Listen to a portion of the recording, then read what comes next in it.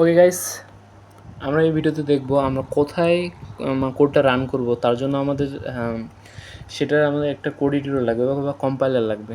সেটার জন্য আমাদের কী করতে হবে? প্রথমে সার্চ দিতে হবে ফোরটার্ন প্রোগ্রামিং ল্যাঙ্গুয়েজ।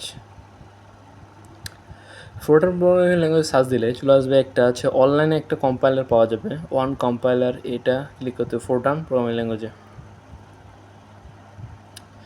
ক্লিক করলেই আমরা ফার্স্টেই একটা কোড এডিটর পেয়ে যাচ্ছি এখানেই, ঠিক আছে?